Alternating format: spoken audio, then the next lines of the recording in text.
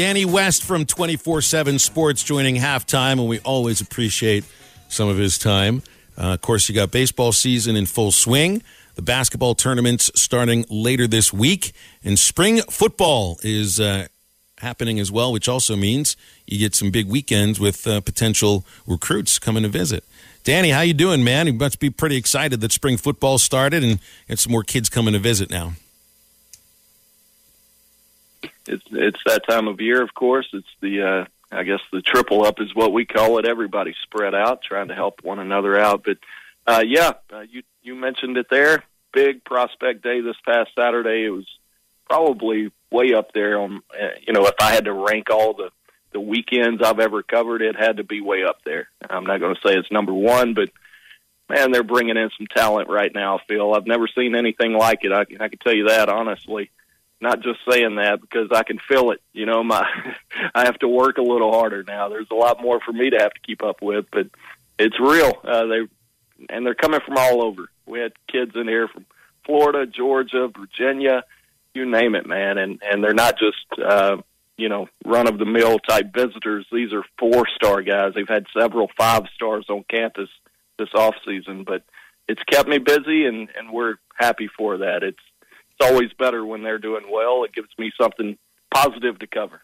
Danny, I know, right now Arkansas ranks 3rd in the recruiting rankings for 2023, but there's this feeling that sooner or later the supposed blue bloods will catch up with Arkansas and, they'll be knocked out of the top 10 at some point. But from what you're saying here, I mean, it really feels like there's momentum, real recruiting momentum, nationwide recruiting momentum for this Arkansas football program. So, can they hold this recruiting ranking or stay near it, until next year? I think top 10 is probably going to be a little too ambitious. I do think top 15 is attainable this year, and that would put you at the highest finish ever. I think it's 18th. They finished in 2004, so the bar is not extremely high. So I do think they're going to be able to top that with this 2023 class, but this morning, I wrote about the 2024 class. That's where you're seeing all these 5-star guys show up. 4 of the top 40 players in the country have already been here at least once and planning on coming back again. So, man, you're talking about the number 3 player in the country, and Ryan Wingo, younger brother of Ronnie, of course. You had Colin Simmons last weekend, or 2 weekends ago now. He was up here. He's number 11 in the country. One service has a number 1 in the nation overall for next year's class. So I'm stargazing right now, brother. It's impressive. You mentioned the momentum there. I've never seen Arkansas have this much momentum.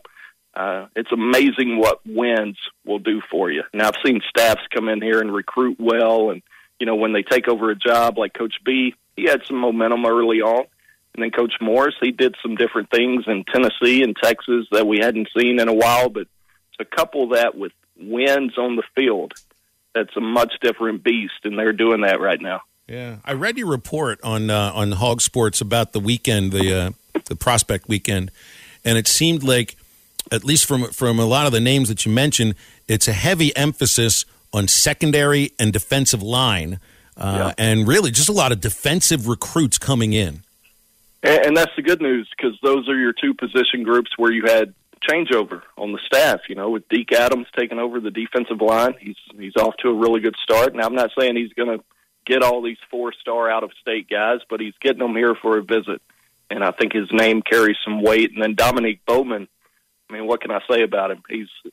If I had to pick one position group that's been the most impressive in terms of getting them on campus, since he arrived, it would have to be him. I mean, it's just one 4-star after another, and the interest is real. I think, kind of looking into it a little bit deeper, I think a lot of kids really look up to and respect Jalen Catalon. I don't think we talk about it enough, but he's a popular dude with kids. Kids love to watch him play. Obviously, he's an awesome guy to be around. He's a superstar for a lot of these kids, and I think he's turned a lot of kids on to Arkansas, to be honest with you. Yeah, and Danny, when it comes to recruiting, basketball and football are completely different. And in basketball, you see it happen all the time of guys talking, guys see somebody goes to that school, then that school jumps up on their list because they want to go play with that guy. How big of a factor does that play in a team sport like football of, oh, man, he's going there? Then, yeah, I definitely want to link up with that guy, especially like maybe a wide receiver, quarterback type of thing. How much of that type of talking happens in football, though? No, it's a good question, Drew. Good to hear from you, by the way. It's been a while. But, it is. You kind of hit on it there. The quarterback position seems to be one that I see that a lot. Now, granted, it's a case-by-case deal. You know, a lot of times it comes down to how well they know a kid who's going to, school X, Y, or Z, and the relationship they have with that guy. But quarterbacks, seems to me, you can attract, if you get the right one, the kids see 4 or 5 stars beside that dude's name. Yeah, I think it increases your chances quite a bit with other tight ends, wide receiver, skill players, right, that want to play around him. But, you get some pipeline-type deals. They've been working on that down in Mansfield, Texas, where we talk about Jalen Catalan. A lot of connections in Georgia right now that they're hitting on. And, when you can follow that up, Duncanville, Texas, powerhouse, perennial powerhouse. They signed Jordan Crook out of there in this past class. Now you look up, and one of those last week, Colin Simmons, number 11 in the country overall. KD Dotson, a cornerback down there. 2 or 3 others came up from Duncanville this past weekend. So if you can get one at a powerhouse, I do think it kind of, I'm not saying it guarantees you anything, but it does increase your chances in the future classes.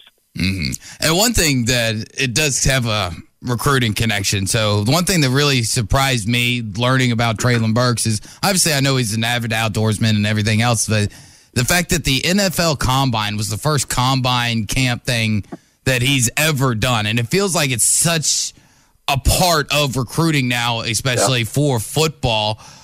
If a guy like Traylon can, just play high school sports, kind of have that type of, other interests and still be considered a first-round type of talent when it's all said and done at the end of college, do you think that some of these combines and camps are a little overrated, or are they a necessity to be recruited in high school these days? It depends on who you are, really. I mean, if you're Traylon Burks, you probably don't need to go to a camp. I think he's proven that, but yeah, I kind of got killed for it last fall. At some point, somebody, started a thread on our board. They were predicting his 40 time at the Combine, and I think he had just outran all of Alabama that week. And I predicted a 4.50, and he ran a 4.55, and then he ran a 4.50. And at the time I predicted that, people killed me for it. But I was thinking exactly what you said there. I questioned if he knew how to run a 40 or not. It has really nothing to do with that athleticism. We all know he's got that, but there's a lot that goes into running a good 40, and I knew he had never really done much of that, if any at all. So that was the one question mark I had for him. But to answer your question, no, I don't think he needed camps, and a lot of people don't. But I do think there's benefit for a lot of kids, to be seen, be identified, and really improve their chances. Well, let me ask about Isaiah Satania then, who's known as a speedster, and he's also a track athlete. I mean, he would know what it takes to run the proper 40 time, right? I mean, and that's going to add to his ability to, get on somebody's radar. Yeah, I would think so. And that you talk about his speed there. I think his speed overall really helped him climb up the rankings there towards the end. After he committed to Arkansas and signed with them, he shot up the rankings. And, I hear from a lot of fans that anytime a kid picks Arkansas, he's going to fall in the rankings, kind of a running joke, where really there's a lot of evidence on the opposite side of that, Isaiah being one of them. But number 137 in the country, that's tough to argue with, in my opinion. Yeah. Hey, I had a conversation with Matt Hobbs, Arkansas pitching coach, about, the things that you're trying to decipher from a prospect or from a recruit that have nothing to do with the metrics. We talk about, miles per hour and all of that, and spin rate, and we're talking about 40-yard dash times and everything here. You spend a lot of time talking with these kids too. And I feel like it's sometimes a little difficult to be able to tell whether a high school athlete who's used to having success is mentally tough enough to deal with what big-time college sports is like. And especially when you come to play football at Arkansas, you're not going to get on the field your first year most times. So, that's got to be in the back of your mind, too. Absolutely. How do you decide, how you feel about these kids, whether they can be emotionally tough and develop these, mental calluses that you've got to develop?